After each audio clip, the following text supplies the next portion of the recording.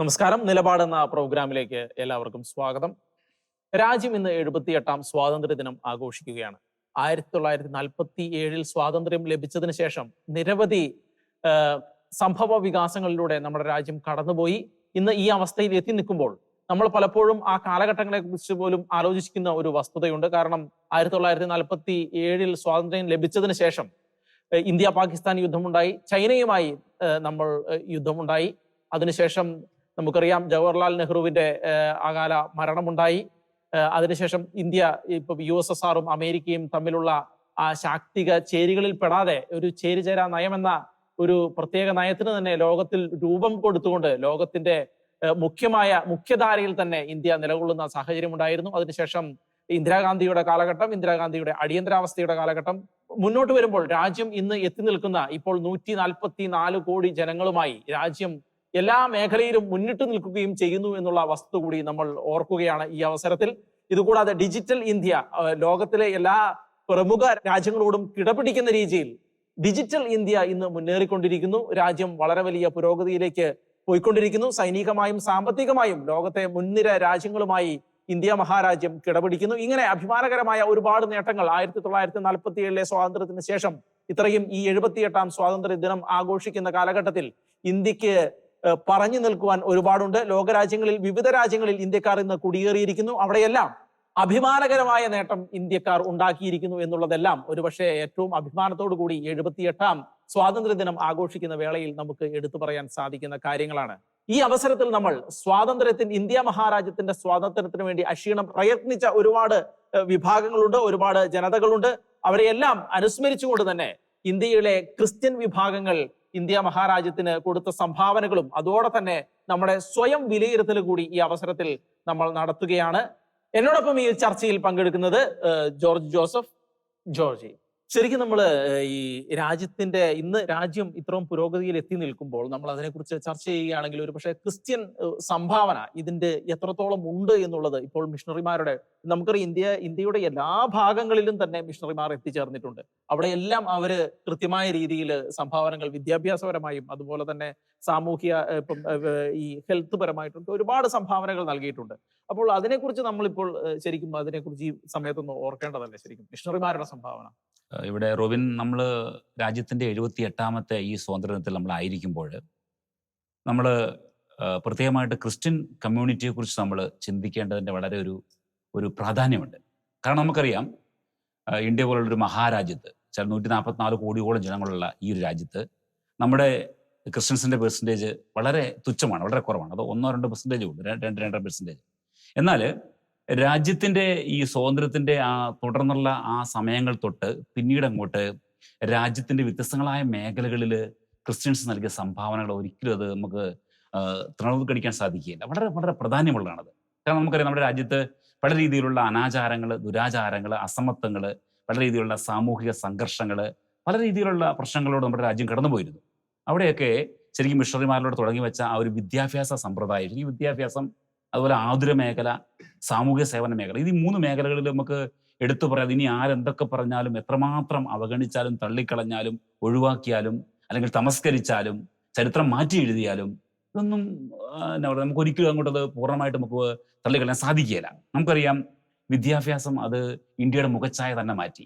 ശരിക്ക് ക്രിസ്ത്യൻ സമുദായം, ക്രിസ്ത്യൻ ആ ഒരു കമ്മ്യൂണിറ്റി വ്യത്യസ്തങ്ങളായ സംസ്ഥാനങ്ങളിൽ, ഇപ്പം സൗത്ത് ഇന്ത്യ മാത്രമല്ല നോർത്ത് ഇന്ത്യയിൽ ആ ഇടങ്ങളിൽ ഈ ഒരു വിദ്യാഭ്യാസ മേഖലയിൽ കൊടുത്ത വലിയ സംഭാവനകൾ, ഗ്രാമങ്ങളും പട്ടണങ്ങളും എല്ലാ ജനപദങ്ങളെയും കേന്ദ്രീകരിച്ച് ചെയ്ത ആ ഒരു വലിയ സംഭാവന, അത് ഇന്ത്യയുടെ മൊത്തത്തിൽ തന്നെയുള്ള ആ ഒരു വളർച്ചയ്ക്കൊരു വലിയ മാറ്റം വരുത്തി. ശരിക്കും ജനങ്ങളെ ശരിക്കും അവരുടെ ആ ഒരു ചിന്താധാരയിൽ നിന്നും അവരുടെ തന്നെ ആ ഒരു സ്വയം ബോധത്തിലേക്ക് കൊണ്ടുവരാൻ, അവരെ ഉയർത്തുവാൻ, അവരെ അവരുടെ ജീവിതത്തിന്റെ കാഴ്ചപ്പാടുകളെ കുറിച്ചൊരു മാറ്റം വരുത്തി ചിന്തിക്കുവാൻ, ഇങ്ങനെയൊക്കെ എല്ലാ മേഖലയും സഹായിച്ചു. ഇത് ഇന്ത്യയുടെ ഒരു മൊത്തത്തിലുള്ള പുരോഗതിക്ക് തന്നെ കാരണമായി. അതൊരിക്കലും നമുക്ക് ഒഴിവാക്കാൻ സാധിക്കില്ല. ഇനി ഇംഗ്ലീഷ് വിദ്യാഭ്യാസത്തിന്റെ കാര്യത്തിൽ പറയുകയാണെങ്കിൽ അവിടെയും ഉണ്ട് ഈ ക്രിസ്ത്യൻ മിഷണറിമാർക്ക് ഒരു വലിയ റോള്. ശരി, നമുക്കറിയാം നമ്മൾ ഈ ഒരു ഇംഗ്ലീഷ് ഭാഷ എത്രമാത്രം തള്ളിക്കളഞ്ഞാലും പുറം രാജ്യങ്ങളുമായിട്ടുള്ള ആ ഒരു ബന്ധങ്ങളിൽ, അല്ലെങ്കിൽ നമ്മുടെ ഈ രാജ്യാന്തരപരമായിട്ടുള്ള എല്ലാ കാര്യങ്ങളിലും ഈ ഭാഷയ്ക്ക് ഒരു വലിയ പ്രാധാന്യമുണ്ട്. പിന്നീട് പറയുകയാണെങ്കിൽ ഇന്ത്യയുടെ ഈ ആതുര സേവന രംഗം, അത് ആ ഒരു ഹെൽത്ത് സെക്ടർ നമുക്കറിയാം വളരെ ഒരു ശോചനീയ അവസ്ഥയിലായിരുന്നു. പെട്ടെന്നുണ്ടാകുന്ന ശിശു മരണങ്ങൾ, അല്ലെങ്കിൽ അകാല മരണങ്ങൾ, പല പല രോഗങ്ങൾക്കും ഒരു പ്രതിവിധിയില്ലാത്ത അവസ്ഥ. അവിടെയൊക്കെ ഈ ക്രിസ്ത്യൻ സമുദായം, അത് ഈ വൈദികരാകാം, സിസ്റ്റേഴ്സ് ആകാം, അല്ലെങ്കിൽ മറ്റുള്ള വ്യക്തികളൊക്കെ അവരോടൊക്കെ വന്ന ആ ഒരു ഇടപെടലുകൾ, അതിലൂടെ അവിടെ ഒരു വലിയ മാറ്റമുണ്ടായി. ശരിക്കും ഇന്ത്യയുടെ ആരോഗ്യ രംഗത്ത് ക്രിസ്ത്യൻസ് ഒരു വലിയ സംഭാവന കൊടുത്തിട്ടുണ്ട്. അല്ലെങ്കിൽ ഇന്ത്യയെ ഒരു ആരോഗ്യമുറ്റ ഉള്ള ഒരു രാജ്യമാക്കി മാറ്റുവാൻ, ഒരു വലിയൊരു ശക്തിയാക്കി മാറ്റുവാൻ അവരുടെ സംഭാവനകൾ വളരെ വലുതാണ്. പിന്നെ ഞാൻ പറയാം, ഈ സാമൂഹ്യ സേവന രംഗം, അത് ഇന്നും അത് വലിയ വലിയ പ്രസക്തിയല്ലേ. ഇന്ന് നോക്കിയേ, ഇന്ന് ഇന്ത്യയിൽ എവിടെയെങ്കിലും എന്തെങ്കിലുമൊക്കെ ഒരു കെടുതി ഉണ്ടാവുകയാണെങ്കിൽ, ഒരു ദുരിതം ഉണ്ടാവുകയാണെങ്കിൽ, പട്ടിണി ഉണ്ടാവുകയാണെങ്കിൽ, അങ്ങോട്ട് ആദ്യം ഓടിയെത്തുന്നത് എപ്പോഴും ക്രിസ്ത്യൻ മിഷണറിമാരാണ്, അല്ലെങ്കിൽ ക്രിസ്ത്യാനികളാണ് ശരിക്കും, അല്ലെങ്കിൽ ക്രിസ്ത്യൻ സഭയാണ് ശരിക്കും. അതെല്ലാവരും ഒരുപക്ഷെ അവർ ചെയ്യുന്നതിനെ കുറിച്ച് ആരും പലപ്പോഴും പരാമർശിക്കാറ് പോലുമില്ല. എന്നാലും അതൊക്കെയുള്ള സംഗതിയാണ്. അപ്പൊ ഇങ്ങനെ ഈ എല്ലാ മേഖലകളിലും ഇന്ത്യയുടെ ആ ഒരു വളർച്ചയ്ക്ക് വളരെ ഒരു ചെറിയ ശതമാനമുള്ള ക്രിസ്ത്യൻസ് കൊടുത്ത സംഭാവനകൾ നമുക്ക് എന്താ പറയുക, എടുത്തു പറയേണ്ടതാണ്. വളരെ വളരെ പ്രസക്തിയുള്ളതാണ്. അല്ല, ശരിക്കും ഇതിൻ്റെ ഉള്ളിൽ ഒരു രണ്ടുമൂന്ന് കാര്യങ്ങൾ എനിക്ക് ഓർമ്മ വരുന്നത്. ഇപ്പോൾ വടക്ക് കിഴക്കൻ സംസ്ഥാനങ്ങൾ, ഈ വടക്ക് കിഴക്കൻ സംസ്ഥാനങ്ങൾ, ഈ നാഗാലാൻഡ്, അതുപോലെ ഈ മണിപ്പൂർ ഇഷ്യൂ ഒക്കെ ഉണ്ടാവുന്ന സമയത്ത് ഈ ഭാഗത്തുള്ളവരെല്ലാം ഒരുതരം ഒരു കാടൻ രീതിയിലുള്ള മനുഷ്യന്മാരായിരുന്നു എന്നുള്ളതാണ് അവസ്ഥ. എന്ന് വെച്ചാൽ ഹെഡ് ഹണ്ടേഴ്സ്, അങ്ങനെയുള്ള മനുഷ്യന്മാരായിരുന്നു എന്ന് പറയുന്ന ആ മനുഷ്യന്മാരെ അവിടെ അവര് ക്രിസ്ത്യാനിറ്റിയിലേക്ക് മാറിക്കഴിഞ്ഞപ്പോഴത്തേനും അവർക്കുണ്ടായ പുരോഗതി എന്ന് പറയുന്നത് ഇന്ന് ഇന്ത്യയുടെ സമസ്ത മേഖലകളിലും ആ ഭാഗത്തു നിന്നുള്ള ജനങ്ങളുണ്ടായിരുന്നില്ല. ഏവിയേഷൻ മേഖലകളിലടക്കം ഇപ്പൊ ഇംഗ്ലീഷ് ഭാഷ അവര് ഇപ്പോൾ അവിടെ മിഷണറിമാർ പോയിട്ട് സ്കൂളുകൾ സ്ഥാപിച്ച് ഇംഗ്ലീഷ് വിദ്യാഭ്യാസം വളരെ വ്യാപകമായി അവര് ലോകത്തിന്റെ പല ഭാഗങ്ങളിലേക്കും പോകുന്ന അവസ്ഥയുണ്ടായി. അങ്ങനെ വളരെ വലിയൊരു ഡെവലപ്മെന്റ് ആ മേഖലയിൽ ഉണ്ടായി. തീർച്ചയായിട്ടും. ഇപ്പൊ നമുക്ക് നോക്കുകയാണെങ്കിൽ ഇപ്പൊ ക്രിസ്ത്യൻസ് പോയിട്ടുള്ള ഏരിയകൾ, ഏതൊക്കെ ഏരിയകളിലാണോ അവരുടെ ഇടപെടലുകൾ നടന്നിട്ടുള്ളത്, ആ ഏരിയകളിൽ ശ്രദ്ധിച്ചറിയാം. മറ്റ് നമ്മുടെ രാജ്യത്തിന്റെ സംസ്ഥാനങ്ങളോ അല്ലെങ്കിൽ പ്രദേശങ്ങളുമായിട്ട് കമ്പാരിസൺ ചെയ്യുമ്പോൾ കൃത്യമായി അതിൻ്റെ ഒരു ബോധ്യം നമുക്ക് വ്യക്തമാവും. കാരണം ഉദാഹരണമായിട്ട് ഇപ്പോൾ കേരളത്തിലാണ് ഏറ്റവും കൂടുതൽ ആളുകൾ, ക്രിസ്ത്യൻസ് പോപ്പുലേഷൻ കൂടുതൽ വരുന്ന ഒരു സംസ്ഥാനമാണ്. ഈ സംസ്ഥാനം മറ്റ് സംസ്ഥാനങ്ങളിൽ നിന്ന് വ്യത്യസ്തമായി നിലനിർത്തുന്നത് എന്താണെന്ന് പരിശോധിച്ചാൽ കൃത്യമായിട്ട് അറിയാം. പല സംസ്ഥാനങ്ങളിലും ഇപ്പോഴും ഈ ഒരു സാമൂഹ്യ ഒരു അവസ്ഥയൊന്നും ഇപ്പോഴും വളരെ ബാക്കിലാണ്. പക്ഷെ കേരളം ബഹുദൂരം മുന്നിലായി പോയി. എവിടെയൊക്കെയാണോ ക്രിസ്ത്യൻ മിഷണറിമാരിലൂടെ അവിടെ ഒരു ക്രിസ്ത്യൻ ഒരു സമൂഹം രൂപപ്പെട്ടിട്ടുണ്ടോ അവിടെയൊക്കെ കൃത്യമായിട്ടുള്ള മാറ്റങ്ങൾ പ്രകടമാണ്. കേരളത്തിലെ കാര്യത്തിൽ എടുത്തു കഴിഞ്ഞാൽ മോഡലായി നിൽക്കുകയാണ് വിദ്യാഭ്യാസം.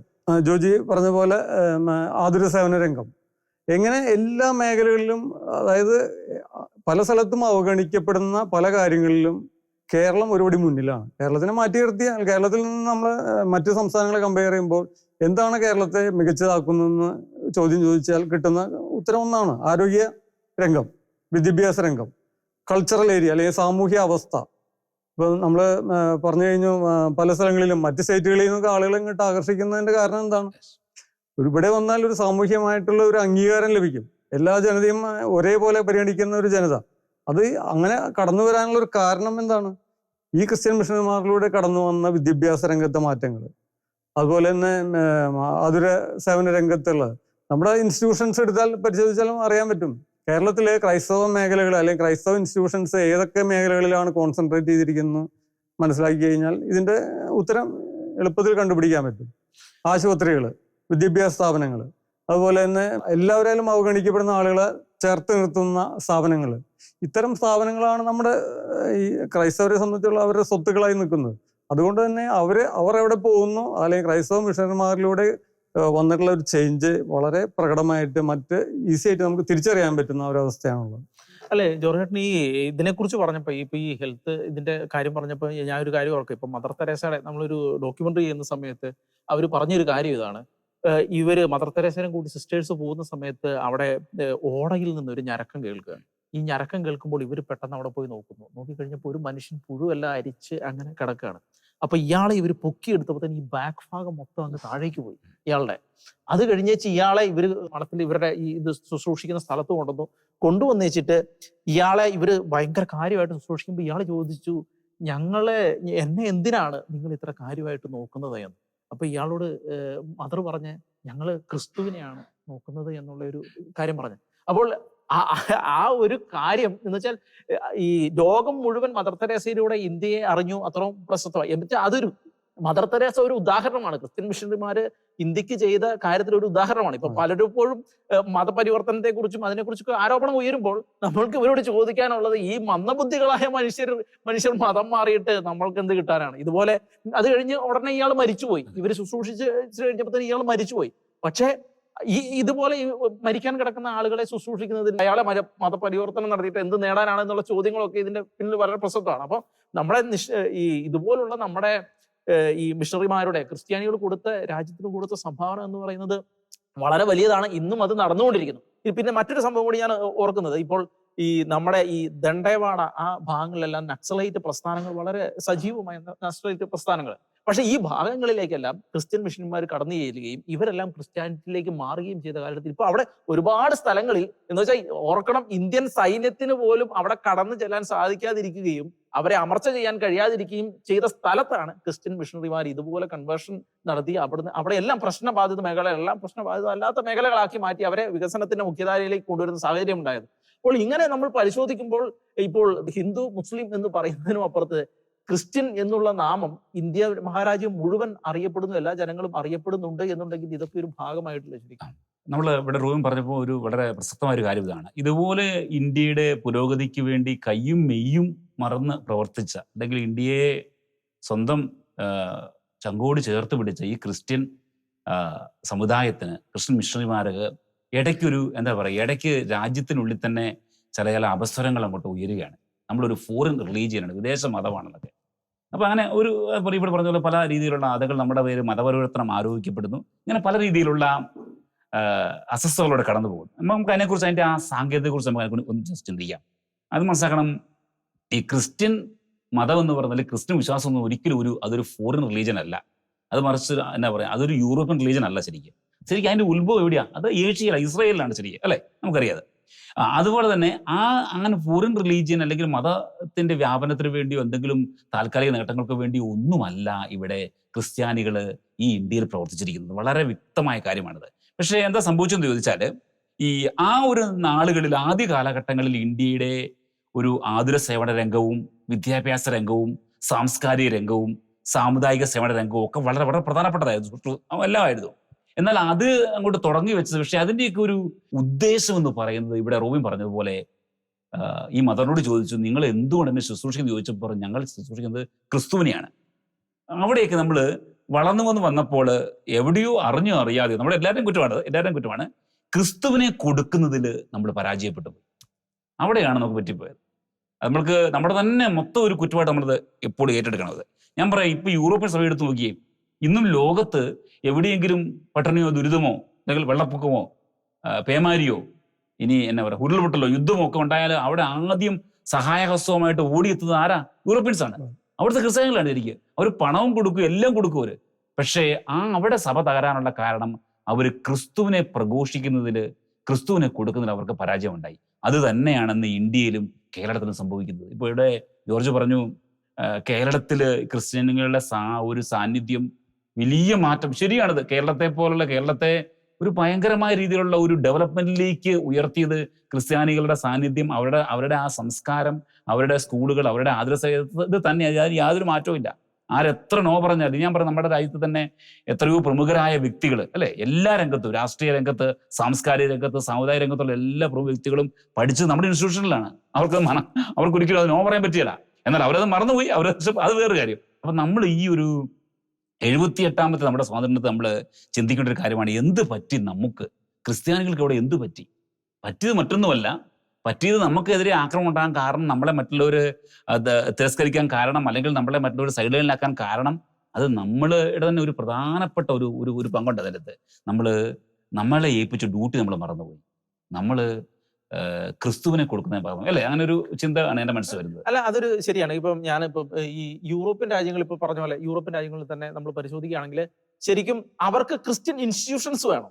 പക്ഷെ അവര് ഗവൺമെന്റ് തലത്തിൽ നിന്നുകൊണ്ട് തന്നെ എന്ത് ചെയ്യുക, നമ്മുടെ ഓരോ സൈനുകൾ ഇപ്പൊ ഇന്നത് ചെയ്യാൻ പാടില്ല, ഇപ്പം ഉത്തനേഷ്യക്കെതിരെ പറയാൻ പാടില്ല, അതുപോലെ തന്നെ ഈ ഹോമോസെക്സ്വാലിറ്റിക്കെതിരെ പറയാൻ പാടില്ല, സ്കൂളുകളിൽ മതപരമായ സയൻസ് ഉപയോഗിക്കാൻ പാടില്ല, ഇങ്ങനെ ഒരുപാട് റെസ്ട്രിക്ഷൻസ് വെച്ച് അവര്, പക്ഷേ നമ്മുടെ സേവനവും നമ്മുടെ ഈ ഇൻസ്റ്റിറ്റ്യൂഷനും എല്ലാം അവർക്ക് ആവശ്യമുണ്ട്.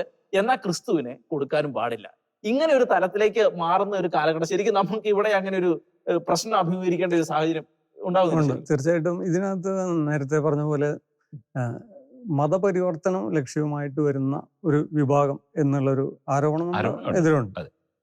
പക്ഷെ അതിനകത്ത് തന്നെ നമ്മുടെ ഉത്തരവ് അതിനകത്ത് കിടപ്പുണ്ട്. കാരണം എന്ന് വെച്ച് കഴിഞ്ഞാൽ ഇപ്പോൾ ഉദാഹരണമായിട്ട് ഇപ്പോൾ നമ്മൾ വിദ്യാഭ്യാസ സ്ഥാപനങ്ങളിൽ അതുപോലെ ആതുര രംഗത്തൊക്കെ കൃത്യമായ ഡോമിനേഷൻ ക്രിസ്ത്യൻസിനുണ്ട്. ഇപ്പോൾ ഉദാഹരണമായിട്ട് ഇപ്പോൾ വിദ്യാഭ്യാസ സ്ഥാപനങ്ങളാണെങ്കിൽ 16,000-ഓളം വിദ്യാഭ്യാസ സ്ഥാപനങ്ങൾ ഇന്ത്യയിൽ തന്നെയുണ്ട്. 16,000-ഓളം. അതിനകത്ത് പഠിക്കുന്ന ആരാണ്? 2.3% വരുന്ന ക്രിസ്ത്യൻസ് ആണ് ആകെയുള്ളൂ. അപ്പൊ അതിനകത്ത് പഠിക്കുന്ന ആളുകള് ഭൂരിഭാഗം പേരും മറ്റുള്ളവരാണ്, അതായത് മറ്റു മതസ്ഥരായിട്ടുള്ള ആളുകളാണ്. അപ്പം അത്രയും ആളുകളെ പഠിപ്പിച്ചു വിടുന്ന ഇൻസ്റ്റിറ്റ്യൂഷൻസ്, ഇപ്പോൾ 16,000 ഇൻസ്റ്റിറ്റ്യൂഷൻസ് വർഷങ്ങളായി പ്രവർത്തനം നടന്നു. ഇത്തരം സ്കൂളുകളിൽ നിന്നും പുറത്തിറങ്ങുന്ന വിദ്യാർത്ഥികൾ ഒരാളെങ്കിലും അല്ലെങ്കിൽ വർഷത്തിൽ 1-2 പേരെങ്കിലും മതമാറ്റത്തിന് ഇരയായിരുന്നെങ്കിൽ ഇപ്പോൾ നമ്മുടെ ഈ ജനസംഖ്യ അല്ലെങ്കിൽ ക്രിസ്ത്യൻ മതത്തിന്റെ പെർസെൻറ്റേജ് വളരെ വർദ്ധിക്കുമായിരുന്നില്ലേ? അപ്പൊ ആ മതമാറ്റം എന്നുള്ള സംഭവം തന്നെ തെറ്റാണ്. കാരണം അത്തരം ഒരു നീക്കം കൃത്യമായി ഒരു ഇൻസ്റ്റിറ്റ്യൂഷൻസ് നടത്തുന്നില്ല എന്ന് അതോടെ തന്നെ വ്യക്തമാണ്. മാത്രമല്ല ക്രിസ്ത്യൻസിന്റെ എണ്ണം കുറഞ്ഞുകൊണ്ടിരിക്കുകയാണ്. അപ്പൊ അതിനകത്തുള്ള ഒരു ചോദ്യം വ്യക്തമാണ്, എന്തിനാണ് അപ്പോൾ ഇത്രയും ഇൻസ്റ്റിറ്റ്യൂഷൻസ് ക്രൈസ്തവർ നടത്തിക്കൊണ്ടിരിക്കുന്നത്? കേരളത്തിലോ അല്ലെങ്കിൽ ഇന്ത്യയിലോ ഇത്രയധികം ഇൻസ്റ്റിറ്റ്യൂഷൻസ് സാധാരണക്കാരായിട്ട് ആളുകളിൽ നിന്ന് പണം പിരിച്ചെടുത്ത് പ്രവർത്തിപ്പിക്കുന്ന ഇൻസ്റ്റിറ്റ്യൂഷൻസ് ആണ്. ഇത്രയും സഹനങ്ങളും സഹിച്ചുകൊണ്ട് ഈ പണമെല്ലാം സ്വരൂപിച്ച് പ്രവർത്തിക്കുന്ന ഈ സ്ഥാപനങ്ങൾ എന്തിനു വേണ്ടിയാണ് ക്രൈസ്തവർ നടത്തുന്നത്? അതുകൊണ്ട് എന്ത് റിസൾട്ട് അവർക്കുള്ളത്? സാമ്പത്തികമായിട്ടുള്ള റിസൾട്ട് ഉണ്ടോ? ഒരു കമ്പനി നടത്തി കഴിഞ്ഞാൽ എൻ്റെ പ്രോഫിറ്റ് കിട്ടുമായിരുന്നു. ഇത്തരം ഒരു പ്രോഫിറ്റ് ഒന്നും ക്രൈസ്തവ സഭയ്ക്ക് കിട്ടുന്നില്ല. പക്ഷെ എന്താണ് പിന്നെ എൻ്റെ ലക്ഷ്യം? ഇവിടെയാണ് എന്ത് ലക്ഷ്യത്തിനാണോ നമ്മൾ പുറപ്പെട്ടത് അത് മറന്നു വെച്ചുകൊണ്ടുള്ള ഒരു പ്രവർത്തനം നമ്മൾ കൈവരിച്ചു എന്നുള്ളതാണ് ഇതിന് വ്യക്തമാവുന്നത്. ഇപ്പൊ നമുക്കറിയാം, ഇന്ത്യയെ സംബന്ധിച്ചിടത്തോളം മതം, സ്വന്തം മതം, ഏതെങ്കിലും ഒരു മതം തിരഞ്ഞെടുക്കാനോ പ്രചരിപ്പിക്കാനോ ഓരോ വ്യക്തിക്കും സ്വാതന്ത്ര്യമുണ്ട്. ഇതൊരു ഒളിച്ചു കടത്തേണ്ട ഒരു ഇതല്ല.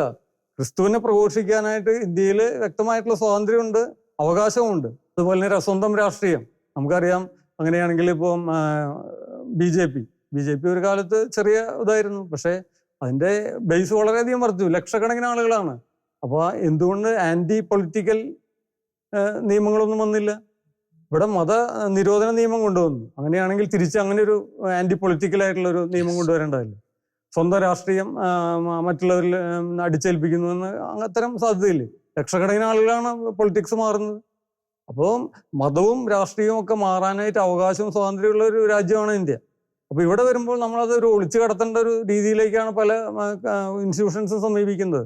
മതേതരമെന്ന് അല്ലെങ്കിൽ ഇപ്പം കപട മതേതരമെന്ന് പറയാനോ അല്ലെങ്കിൽ ആ രീതിയിലാണ് അവതരിപ്പിക്കുന്നത്. പല ക്രൈസ്തവ ഇൻസ്റ്റിറ്റ്യൂഷൻസിൻ്റെയും നേതാക്കളോ അല്ലെങ്കിൽ സ്ഥാപകരോ ചെയ്യുന്ന പ്രവൃത്തി എന്താണെങ്കിൽ അവർ ഒരു കപട മതേതരത്വ മുഖം കൊണ്ടുവരികയാണ്. സ്വന്തം മതത്തെ പ്രഘോഷിക്കാൻ അവർക്ക് അവകാശം ഉണ്ടെന്നിരിക്കെ അതല്ല, അതിനെ മാറ്റിവെച്ചുകൊണ്ട് ഉള്ളൊരു പ്രഘോഷണം നടക്കുമ്പോഴാണ് പലപ്പോഴും ലക്ഷ്യബോധത്തിൽ നിന്ന് മാറിപ്പോകുന്നത്. നമ്മൾ പ്രഘോഷിക്കേണ്ട യേശുവിനെ അല്ലെങ്കിൽ കരുണ, ക്ഷമ എന്നുള്ള ആ മൂല്യങ്ങളൊക്കെ മാറ്റിവെക്കപ്പെടുന്ന ഒരവസ്ഥയാണ്. അതുകൊണ്ടായിരിക്കണം ഈ ഒരു ഗ്രാഫ് താഴേക്ക് പോകുന്നത്. പലരിലേക്ക് എത്തിക്കാൻ ഇത്രയധികം ഇൻസ്റ്റിറ്റ്യൂഷൻസ് ഒക്കെ ഉണ്ടായിട്ട് പോലും നമ്മൾക്ക് നമ്മുടെ ഈ ഒരു മൂല്യങ്ങളെ ഷെയർ ചെയ്യാനായിട്ട് പറ്റിയിട്ടില്ല എന്നുള്ളൊരു തെളിവാണ് ഇപ്പോൾ കാണുന്നത്. ഇത്രയധികം ഇൻസ്റ്റിറ്റ്യൂഷൻസ് ഉണ്ടായിട്ട് പോലും 1% കൂട്ടാൻ പോലും പറ്റിയില്ല, 1% കുറയാ ചെയ്യുന്നത്. കേരളത്തിന്റെ കാര്യം എടുത്തു കഴിഞ്ഞാൽ 20% മുകളിലുണ്ടായിരുന്ന 18% താഴ്ന്നു. ഏറ്റവും കൂടുതൽ ഇൻസ്റ്റിറ്റ്യൂഷൻസ് ഉള്ള കേരളത്തിലാണ്. ഇത്രയധികം സ്ഥാപനങ്ങളെല്ലാം കെട്ടിപ്പൊക്കി ഇത്രയധികം ആളുകൾ അതിനു വേണ്ടി പ്രവർത്തിക്കുന്നു. സന്യാസികളും സന്യാസികളും എല്ലാം എത്രയധികം എഫർട്ടാണ് അതിനു വേണ്ടി എടുക്കുന്നത്. എന്നിട്ട് പോലും യേശുവിനെ കൊടുക്കാനായിട്ട് പല ഇൻസ്റ്റിറ്റ്യൂഷൻസിനും കൊടുത്ത് കഴിഞ്ഞില്ല എന്നുള്ളതാണ് ഈ കണക്കുകൾ വ്യക്തമാക്കുന്നത്. അല്ല, മറ്റൊരു രീതിയിൽ നമ്മൾ ചിന്തിക്കുകയാണെങ്കിൽ നമ്മുടെ ഈ സഭയുടെ ഇൻഫ്രാസ്ട്രക്ചർ വല്ലാതെ വളർന്നു, അല്ലെങ്കിൽ സംവിധാനങ്ങളെല്ലാം വല്ലാതെ വളർന്നു വെച്ചാൽ വല്ലാതെ വളർന്നു. എന്നാൽ ഇവിടെ ജോർജ് പറഞ്ഞതുപോലെ സഭയെ ഏൽപ്പിക്കപ്പെട്ട കടമകളിൽ നിന്ന് പലപ്പോഴും പുറകോട്ട് പോയി, അല്ലെങ്കിൽ അത് ആ കടമ നിർവഹിക്കുന്നതിൽ പരാജയം ഉണ്ടാകുകയാണ്, സംഭവിക്കുന്നില്ല ശരിക്കും. അപ്പൊ അതിന്റെ പ്രതിഫലമായിട്ട് എന്ത് സംഭവിച്ചു നമുക്കറിയാം. ഇവിടെ പറഞ്ഞപ്പം ഈ അബോർഷൻ അല്ലേ, അല്ലെങ്കിൽ പിന്നെ ജനനിയന്ത്രണം, ഇതൊക്കെ ക്രിസ്ത്യാനികൾ അങ്ങോട്ട് സ്വന്തം പോലെ അങ്ങ് സ്വീകരിക്കുകയാണ് ചെയ്തത്.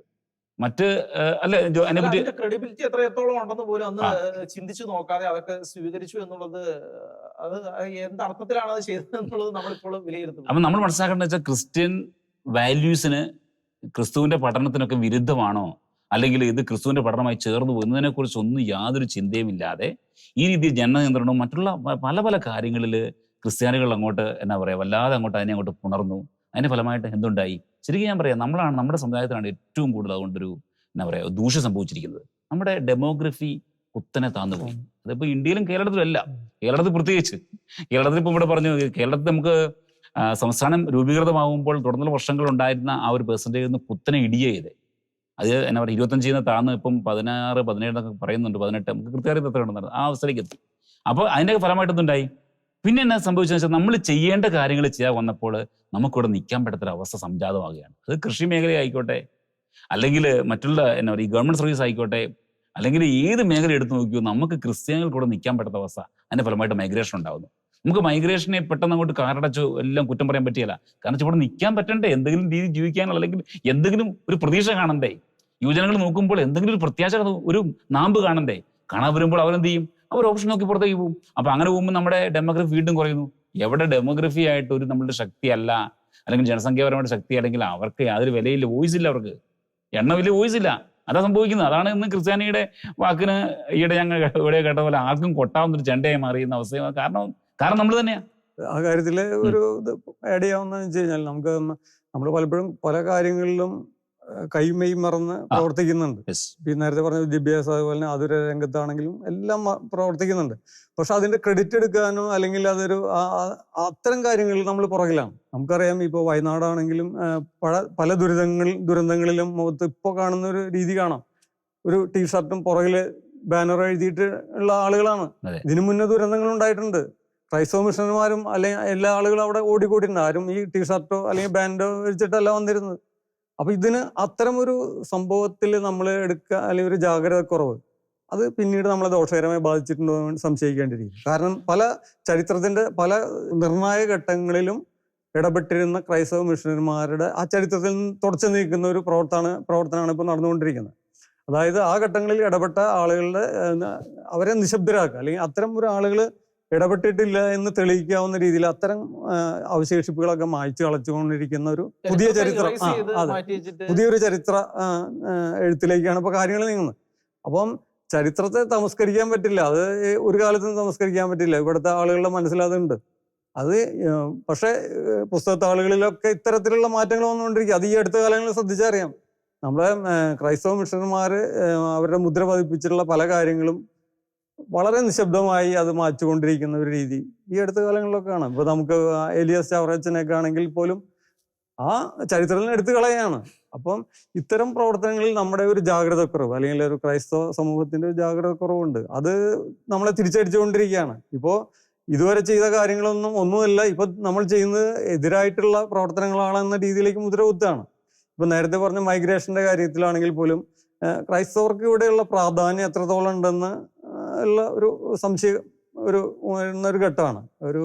ഇപ്പൊ ന്യൂനപക്ഷ കമ്മീഷൻ ആണെങ്കിലും അതുപോലെ തന്നെ ന്യൂനപക്ഷ വിഭാഗത്തിന്റെ വേണ്ടിയിട്ടുള്ള പ്രവർത്തനങ്ങളൊക്കെ പരിഗണിച്ചാൽ അറിയാൻ പറ്റും. ഈ ഒരു ക്രൈസ്തവ വിഭാഗത്തിന് പ്രത്യേകമായിട്ടുള്ള ഒരു ഫെസിലിറ്റി അല്ലെങ്കിൽ അർഹമായിട്ടുള്ള ആനുകൂല്യം പോലും കൊടുക്കുന്ന ഒരു സാഹചര്യമില്ല. അപ്പൊ ഇത്തരത്തില് ക്രൈസ്തവ യുവാക്കള് മാറി ചിന്തിച്ചുകൊണ്ടിരിക്കാം, ഈ ഒരു സ്ഥലം അതിന് പറ്റിയതാണോ? അങ്ങനെയുള്ള ഒരു ഘട്ടത്തിലാണ് നമ്മൾ പലപ്പോഴും നമ്മുടെ ജനസംഖ്യ ഇവിടുന്ന് മറ്റു രാജ്യങ്ങളിലേക്ക് കുടിയേറാൻ നിർബന്ധിതം. പക്ഷെ ഈ അടുത്ത കാലഘട്ടത്തിൽ ആസൂത്രിതമായിട്ട് നടന്ന ഒരു കാര്യം ഞാൻ ശരിക്കും ഓർക്കുക. കാരണം എന്ന് വെച്ച് കഴിഞ്ഞാൽ നമ്മൾ ഈ അടുത്ത കാലത്ത് വളരെ വലിയൊരു പ്രചാരണം നടന്നു. രൂപത എന്ന് പറഞ്ഞ ഒരു രീതിയാണ് പള്ളികൾക്ക് എന്നുള്ളത്. പക്ഷേ അത് നമ്മുടെ കുറെ ആളുകൾ ഏറ്റുപിടിച്ചു. അതാണ് ഏറ്റവും രസം. നമ്മുടെ കുറെ പള്ളികളിലുള്ള ആളുകൾ ഏറ്റുപിടിക്കുകയും ഇതിനെ ഭയങ്കരമായിട്ട് പ്രചരിപ്പിക്കുകയെല്ലാം ചെയ്തു. പക്ഷേ നമ്മുടെ ആളുകൾ മനസ്സിലാക്കാത്ത പോയൊരു കാര്യം, നമ്മൾ പള്ളിക്ക് കൊടുത്ത പണമാണ് ഇന്നത്തെ ഈ കണ്ട ഇൻസ്റ്റിറ്റ്യൂഷൻസ് മുഴുവൻ ഉണ്ടാക്കിയത്. ഇത് വെച്ചുണ്ടാക്കിയതാണ് ഇന്നത്തെ ഇൻസ്റ്റിറ്റ്യൂഷൻസ് മുഴുവൻ. വേറെ ഏത് രാഷ്ട്രീയ പാർട്ടികൾക്ക്, വേറെ ഏത് സംഘടനകളെല്ലാം ഈ നാട്ടിലുണ്ടായിരുന്നല്ലോ, ഇവർക്കൊക്കെ ആളുകൾ പണം കൊടുത്തല്ലോ. ഇവരൊക്കെ എന്താണ് ഉണ്ടാക്കിയത്? ക്രിസ്ത്യൻ സഭയ്ക്ക് പണം ഇവിടുത്തെ ആളുകൾ കൊടുത്തിട്ടുണ്ടെങ്കിൽ അത് 100 ഇരട്ടിയും 1000 ഇരട്ടിയുമായിട്ട് ഇവിടുത്തെ സമൂഹത്തിന്റെ പുരോഗതിക്ക് വേണ്ടി അത് കാണാനുണ്ട്. അത് നമ്മൾ ഇന്ന് മനസ്സിലാക്കുന്നില്ല എന്നുള്ളതാണ്. ഇവിടെ റൂബിൻ അത് ഇപ്പൊ പറഞ്ഞ മറ്റൊരു വളരെ പ്രസക്തമായ കാര്യം ഇതാണ്. ഈ നമ്മുടെ സമുദായത്തിനെതിരെ ഒളിഞ്ഞും തെളിഞ്ഞും ആക്രമണം ഉണ്ടാവുന്നുണ്ട്. അല്ല, ഇത് ആസൂത്രിതമാണ്. അത് ഇത് വളരെ ആസൂത്രിതമായി അതെ പ്രചരിപ്പിച്ചതാണ്. അതെ. അപ്പൊ അത് നമ്മൾ മനസ്സിലാക്കുന്നില്ല ശരിക്കും. ഇപ്പൊ നമുക്ക് പറയാതെ രക്ഷയില്ല. നമുക്ക് സമുദായത്തോടുള്ള സ്നേഹവും പരസ്പര സ്നേഹവും ഒക്കെ വളരെ വളരെ കുറവായി മാറുകയാണ് ശരിക്കും. ഇപ്പൊ നമ്മൾ നോക്കിയേ, ഇപ്പൊ നമ്മുടെ സമുദായത്തിൽ നിന്ന് ഏതെങ്കിലുമൊക്കെ മേഖലകളിൽ നന്നായി പൊങ്ങി വരുന്ന ആൾക്കാരെ നമ്മൾ പ്രൊമോട്ട് ചെയ്യാറുണ്ടോ? നമ്മൾ അതില്ല, അത് വളരെ കുറവാണ്. മറ്റു സമുദായങ്ങളിൽ നമ്മൾ കുറ്റം പറയുന്നതല്ല, അവരത് കൈയും മെയ്യും മറന്ന് അവരവരെ സഹായിക്കും ഉറപ്പായിട്ട്. ഇനി മറ്റൊരു ദിവസം മനസ്സിലാക്കണം, ഈ നമുക്കൊരു വലിയ ആത്മീയ ശക്തിയുള്ള ജനതയാണ് ശരിക്കും. നമ്മൾ നന്മയിൽ, നമ്മൾ സത്യത്തിൽ, നമ്മുടെ സാഹോദര്യത്തിൽ, നമ്മുടെ ക്ഷമയിൽ, നമ്മുടെ എളിമയിലൊക്കെ പോകുമ്പം നമുക്കെതിരെ ഉണ്ടാകുന്ന സകല രീതിയിലുള്ള പൈശാചിക പോരിനെയും കീഴടക്കുവാൻ വലിയ ആത്മീയ ശക്തി നമ്മുടെ ദൈവത്താൽ നമുക്ക് നൽകപ്പെട്ടിട്ടുണ്ട്. എന്നാൽ പലപ്പോഴും ക്രിസ്ത്യാനി ഇതെല്ലാം മറന്നു പോകുക എന്ന് ഞാൻ പറയാൻ കാരണം, ഇപ്പൊ ഈ ആന്റി ക്രിസ്ത്യൻ എലമെന്റ്സ് ആഗോള സഭയിലും ഭാരത സഭയിലും കേരള സഭയിലെല്ലാം വളരെ വ്യാപകമാണ് ശരിക്കും. എവിടെ എടുത്തു നോക്കിയോ, അത് നമ്മൾ ഇപ്പോൾ സിനിമ എടുത്തോ, മറ്റുള്ള ഏതെങ്കിലും ഒരു സാഹിത്യ രൂപം എടുത്തോ, മറ്റു രാഷ്ട്രീയ ഏത് മേഖല എടുത്തോ, അല്ലെങ്കിൽ സ്പോർട്സ് എടുത്തോ, ഏത് മേഖല എടുത്തോ, ഇവിടെയെല്ലാം നമുക്ക് കാണാൻ പറ്റുന്ന ഒരു ആന്റി ക്രിസ്ത്യൻ എലമെന്റ്സ് ആണ് ശരിക്കും. അതിലുള്ള ചില ഈ പൈശാചികമായ ശക്തികളുടെ, അത് ഇലുമിനാറ്റി ആകാം, അല്ലെങ്കിൽ അത് ഫ്രീമേസൺ ആകാം, അല്ലെങ്കിൽ അത് ലൂസിഫേറിയൻസ് ആകാം, അല്ലെങ്കിൽ അങ്ങനെയുള്ള രീതിയിലുള്ള ഒക്കൾട്ട് പ്രാക്ടീസുകളാകാം, എന്തുമാകാം. ഇതിലൂടെ എല്ലാം ഉള്ളൊരു ഭയങ്കരമായ രീതിയിലുള്ള ഒരു അറ്റാക്ക് ഉണ്ട്. എന്നാൽ ഇത് തിരിച്ചറിയാനുള്ള ഒരു ആത്മീയ വിവേചനത്തിലേക്കോ ശക്തിയിലേക്കോ എന്തുകൊണ്ടോ നമ്മൾ ക്രിസ്ത്യ സഭ ഇപ്പം പോകുന്നില്ല ശരിക്കും. ഇവയ്ക്കെതിരെ പോരാടാന് മറ്റൊരു വഴിയില്ല. നമ്മൾ പേടിച്ചോട്ടിയിട്ട് കാര്യമില്ല. ഇവയ്ക്കെതിരെ പോരാടാൻ നമ്മൾ ആത്മീയ ശക്തി പ്രാപിക്കണം. എന്നാൽ ഇതിൽ നമ്മൾ സമ്പൂർണമായ രീതിയിലുള്ള പരാജയത്തിലേക്ക് പലപ്പോഴും പോകുന്നുണ്ട്. ഈ മേഖലയിലൊക്കെയാണ് നമുക്ക് ഈ ഒരു രാജ്യത്തിന്റെ 78ാമത്തെ സ്വാതന്ത്ര്യത്തിൽ നമ്മൾ ആഘോഷിക്കുമ്പോൾ ഭാരതത്തിലെ ക്രൈസ്തവർക്ക്, പ്രത്യേകമായിട്ട് കേരളത്തിലെ ക്രൈസ്തവർക്ക് ഒരു വലിയൊരു അവബോധം ഉണ്ടാകേണ്ടത്, കണ്ണു തുറക്കപ്പെടേണ്ടത്. ഈ ചർച്ചയുടെ അവസാനത്തിലേക്ക് നമ്മൾ വരുമ്പോൾ നമ്മൾ മനസ്സിലാക്കേണ്ടത് ഇതാണ്: ഈ കല്ലുകളിൽ നിന്ന് അബ്രാഹത്തിന് സന്താനങ്ങളെ ഉൽപ്പാദിപ്പിക്കുവാൻ ദൈവത്തിന് കഴിയുമെന്നാണ് ബൈബിൾ നമ്മളോട് പറയുന്നത്.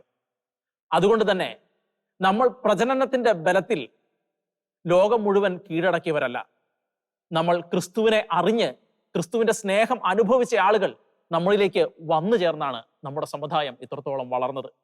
അതുകൊണ്ട് തന്നെ ലോകത്തിന്റെ എല്ലാ ഭാഗങ്ങളിലേക്ക് നമ്മൾ നമ്മുടെ ഇൻസ്റ്റിറ്റ്യൂഷനുകളുമായി പോകുമ്പോൾ, ആതുര സേവനങ്ങളുമായി പോകുമ്പോൾ, സമൂഹത്തെ ചേർത്ത് പിടിക്കാൻ വേണ്ടി നമ്മൾ പോകുമ്പോൾ, വെറും ഇൻസ്റ്റിറ്റ്യൂഷൻ മാത്രം ആകാതെ നിങ്ങൾ ലോകമെങ്ങും പോയി എല്ലാ സൃഷ്ടികളോടും സുവിശേഷം പ്രസംഗിക്കുവിൻ എന്ന് പറഞ്ഞ ക്രിസ്തുവിന്റെ ആ വാക്കുകൾ നമ്മുടെ നെഞ്ചോട് ചേർത്ത് പിടിച്ചുകൊണ്ടാകണം നമ്മുടെ യാത്ര എന്ന് ഈ സമയം നമ്മുടെ നിലപാട് നമ്മൾ പറയുകയാണ്. അല്ലാതെ നമ്മൾ ഇൻസ്റ്റിറ്റ്യൂഷൻ മാത്രമായി പോവുകയാണെങ്കിൽ, ക്രിസ്തുവിനെ മാറ്റി നിർത്തുകയാണെങ്കിൽ അവിടെ നമ്മുടെ തകർച്ച തുടങ്ങുമെന്നും അവിടെ തന്നെ നമ്മുടെ തകർച്ച അവസാനിക്കുമെന്നുമുള്ളത് നമ്മൾ മനസ്സിലാക്കിയിരിക്കേണ്ട വസ്തുതയാണ് എന്ന് കൂടി പറഞ്ഞുകൊണ്ട് ഇന്നത്തെ നിലപാട് അവസാനിപ്പിക്കുകയാണ്. ഇനി മറ്റൊരു വിഷയവുമായി അടുത്ത ദിവസം നമുക്ക് കണ്ടുമുട്ടാം.